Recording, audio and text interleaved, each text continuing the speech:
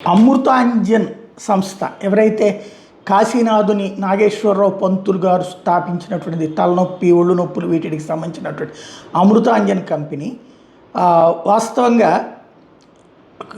ఇప్పుడు కోర్టుని ఆశ్రయించింది. దేనికి సంబంధించి అంటే మైలాపూర్ కపిలేశ్వర టెంపుల్ ఇందులో ఉన్నటువంటిది 14 గ్రౌండ్స్ 910 స్క్వేర్ ఫీట్ టెంపుల్కి సంబంధించినటువంటి ల్యాండ్లో చెన్నైలో ఉన్నటువంటి చర్చ్ రోడ్లో 1400 రూపాయలు ఏళ్ల తరబడి అది లీజ్ కడుతోందట. ఏడాదికి 1400 రూపాయలు మాత్రమే.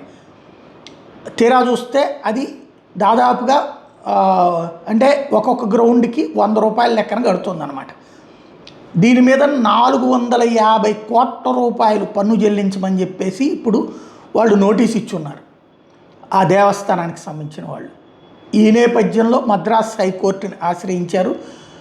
మద్రాస్ హైకోర్టు వచ్చేడు కంపెనీని నెలకి ఇదే ఫర్ మంత్ వచ్చేటప్పుడు 3,30,000 రూపాయలు కట్టమంటుంది.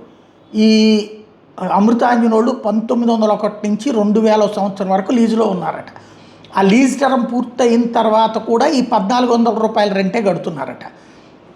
2001 నుంచి ఇప్పటిదాకా ఈ 25 ఏళ్లకి గాను నెలకి 3,30,000 రూపాయలు చొప్పున రెంట్ కట్టమని చెప్పేసి ప్రభుత్వం అడుగుతోంది. దాని మీద లెక్క చూసుకుంటే దాదాపు 450 కోట్ల రూపాయలు కట్టాల్సి వస్తుంది. అసలు అసాధ్యం అంటూ అమృతాంజన్ కోర్టుకు వెళ్ళినటువంటి నేపథ్యంలో మద్రాస్ హైకోర్టు ఏం తీర్పిస్తుందో చూడాలి.